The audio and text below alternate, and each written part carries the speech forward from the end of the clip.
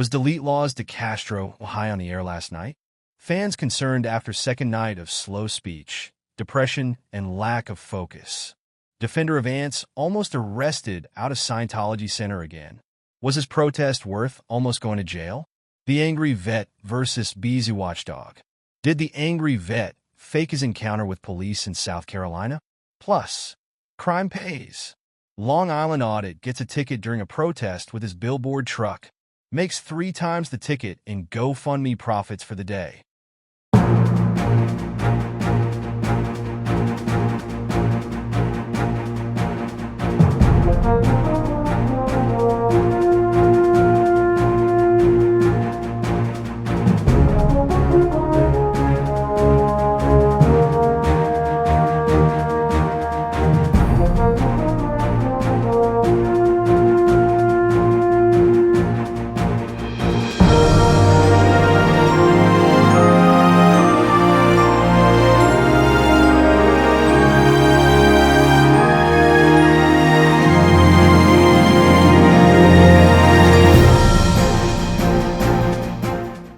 Good morning, and welcome to another edition of the Auditing Insanity Newscast brought to you by ReallyCoolNews. I'm AI Johnny Jones in for Jim Finch, and even I had trouble last night trying to stay awake during Jose Chili DeCastro's Sunday night broadcast. I know that human being Jim Finch fell asleep during the replay of the live stream, giving up and delaying our broadcast this morning. But after that debacle, I can forgive him for once, and we may even give him some time out of his crate this afternoon. Maybe. If DeCastro's fans have real concerns about his health, they may be valid. What we saw last night wasn't the normal full of energy super auditor that we're normally used to. Add the fact that it was the second or third night that he was so low energy and, well, let's see what you think as we ask you to focus on. DeleteLawz, fans worried after Sunday broadcast. Jose Chili DeCastro's decision to stream after 11 p.m. Eastern Time Sunday night put a hold on what he had been describing as growing his base on Twitter/X, as his late-night stream has only been seen 96 times as of Monday morning. The stream, entitled Cop Vids and Conversations with Friends, was his standard material, nearly 2 hours of anti-police videos and his own feelings on police. DeCastro was a bit peppier than Saturday night's broadcast, where he often moved slowly like an old man ordering soup at a Chinese delicatessen, but quickly faded, having trouble reading and keeping his eyes open by the 25-minute mark. DeCastro's YouTube channel brought in 2,422 views as of Monday morning, but saw under 200 watching the late-night stream. The activist caught himself at one point, disparaging himself as being a bad trifold salesman when he used to be a good trifold salesman, and then fading off and then forgetting to pitch his trifolds. There have always been accusations of drug abuse on the part of DeCastro. Many observed on his Sunday night stream that he looked and sounded unwell. His skin was pale, his reactions were slow, and his lips were pink and stained almost in a mock Joker fashion. This was the second night that DeCastro has faced allegations of inebriation and come at the worst possible point for the YouTuber, as he is struggling to keep his empire alive after 3 failed pivots and rebrands over the past month. At times, DeCastro was barely more coherent than Christopher Direct D. Ruff's live streams, where he is openly using a bong and then sits silently staring at the camera for several minutes. While DeCastro offered little silence as he would go off camera while reacting to a video, his performance was anything but up to his usual standards Sunday night.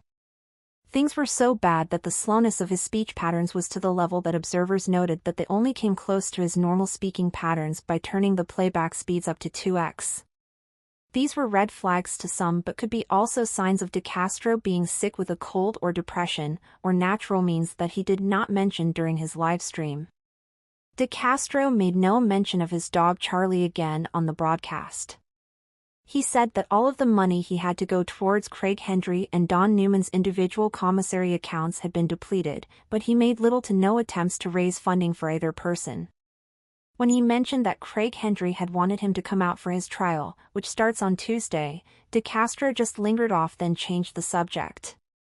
There were no attempts to fundraise and no attempts to defend his friend from the charges he faced while in jail. During the broadcast, DeCastro bemoaned the fact that 80% of his content is now demonetized on YouTube. He seemed saddened by the fact that he can no longer show the good stuff, i.e. violent videos, and questioned what he was doing if he didn't show the truth about police. Instead of making it a rallying point, DeCastro gave up on the fight and again seemed to fade away on camera on yet another disastrous broadcast. DeCastro is expected to live stream again this evening.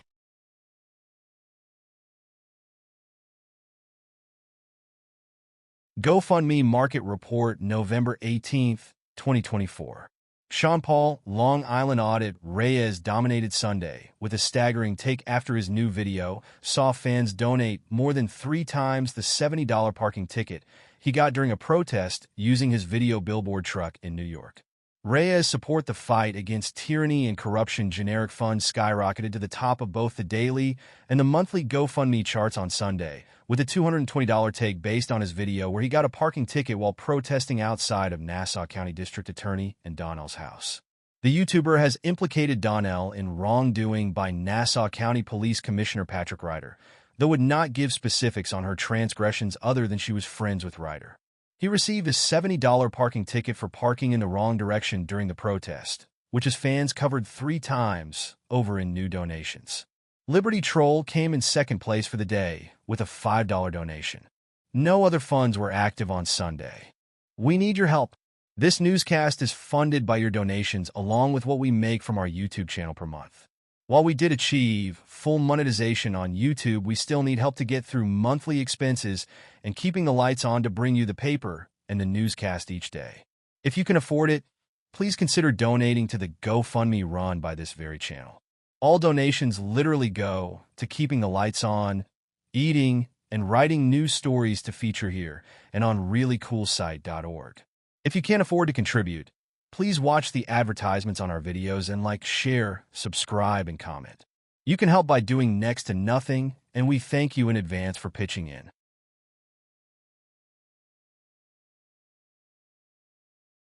DOA avoids arrest outside of Scientology building.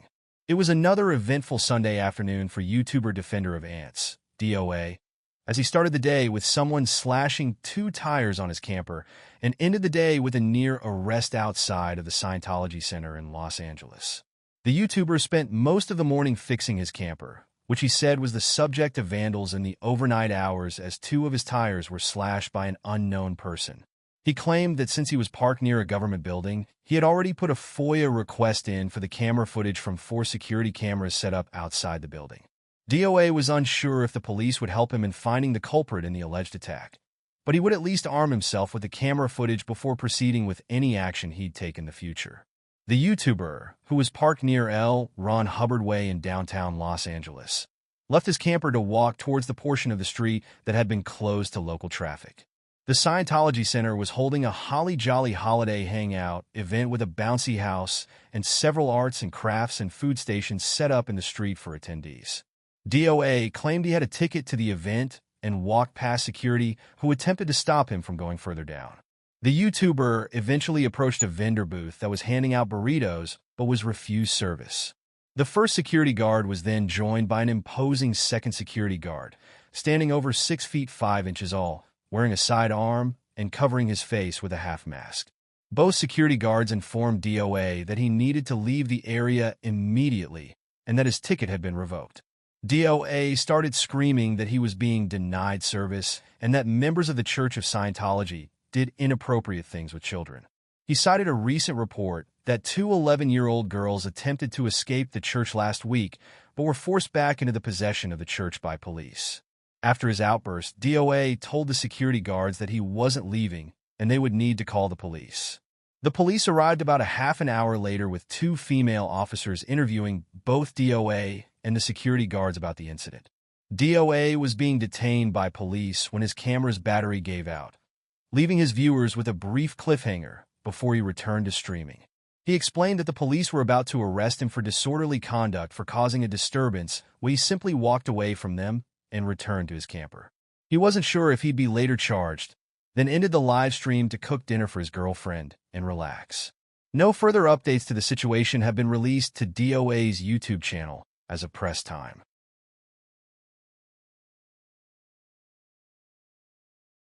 Long Island Audit gets parking ticket while protesting. Long Island Audit Sean Paul Reyes released a new video on Sunday in which he received a parking ticket for parking in the wrong direction on a city street in Nassau County, New York during a protest of Nassau County District Attorney and Donnell. Reyes was parking across the street from Donnell's house with his electronic billboard truck when he received the ticket. The YouTuber called it retaliation as he was exposing wrongdoing by Donnell to the public with his sign. The arrogant YouTuber dismissed the fine on the scene and said he'd easily make the money back from his supporters. That proved true on Sunday, as his supporters immediately donated $220 to his generic GoFundMe account, essentially giving him a quick profit of $140 for his efforts. Reyes reportedly purchased the $156,000 truck from his YouTube earnings earlier this year. He later put up a GoFundMe asking for $20,000 towards the purchase of the truck, which currently stands at $11,671 as of press time. Donnell is Reyes' new target in his ongoing war with Nassau Police Commissioner Patrick Ryder. Dubbed Psycho by the YouTuber, Reyes has accused Ryder of massive levels of corruption and leading a witness intimidation campaign against him, despite being free to protest out of Donnell and Ryder's houses without repercussions. The latest protest saw Reyes essentially half-ass production, featuring generic graphics on his billboard truck accusing Ryder of wrongdoing. He never really specified what Donnell did to raise his ire other than saying that she called Ryder Patty in a sound clip presented by the YouTuber. Donnell arrived at her house during the protest with an apparent security detail leading her around to a back entrance in order to avoid questions posed to her by the YouTuber. The security team left the house without incident. Reyes celebrated his latest for-profit protest by taking his truck around Nassau County later that day, showcasing a fan approaching the vehicle while it was stopped at a traffic light and proclaiming the event a success.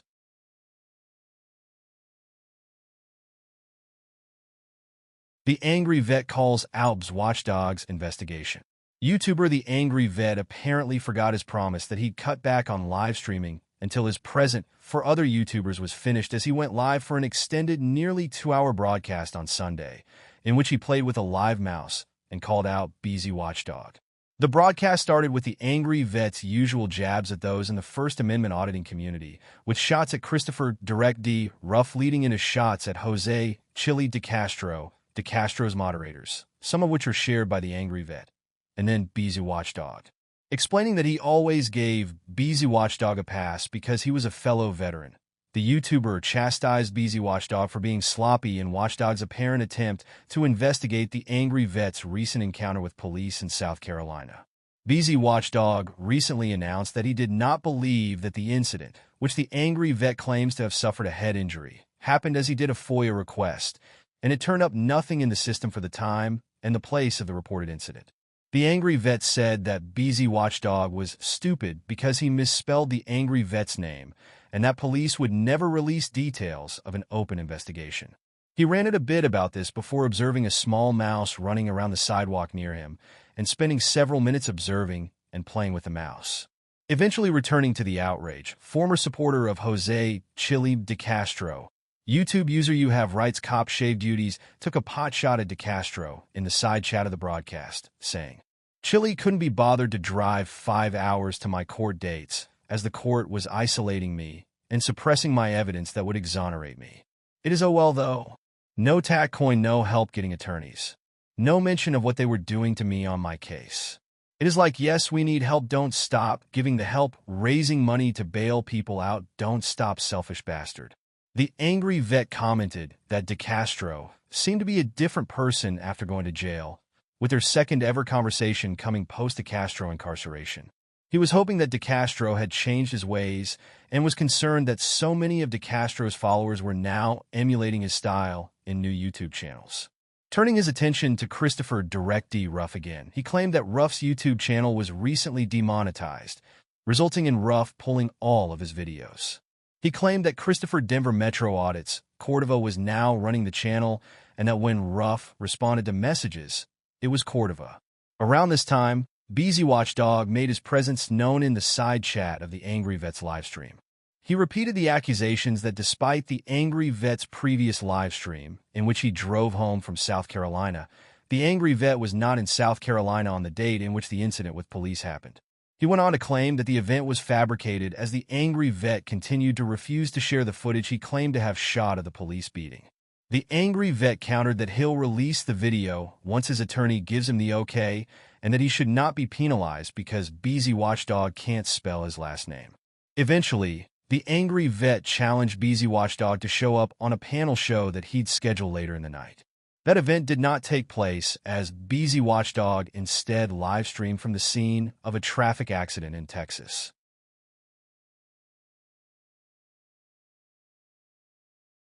And we're back. What did you think? Was Defender of Ant's antics worth almost getting arrested just to disrupt a fairly benign holiday event for children? How about that Long Island audit? His fans coming to his rescue as the richest auditor in the world needs someone to bail him out? Yeah, right. Reyes seems to have taken over the money grift from DeCastro, allegedly, over the past year, and the killer part is that he doesn't have to ask. His fans are literally conditioned to throw money at him. As far as DeCastro, his apparent inebriation on another stream comes as so many other auditors are now openly getting high on the air. After streams where Christopher Direct D. Ruff and Christopher Denver Metro Audits Cordova are openly getting high on the air, DeCastro had always been professional, even if his content was lacking. His change is just sad. He's not cool enough, Direct D, or want to be cool enough, Denver Metro Audits, to get away with the inebriation. If it's not a choice to look and sound this bad, then there are those who feel that DeCastro needs medical treatment as he is so out of sorts he should be taking time away to get well, instead of further damaging his reputation as a broadcaster by putting on subpar shows. On that note, we're out of here. Have a fantastic day. Even you, Gia. Hats off to the big boss, people. Hats off.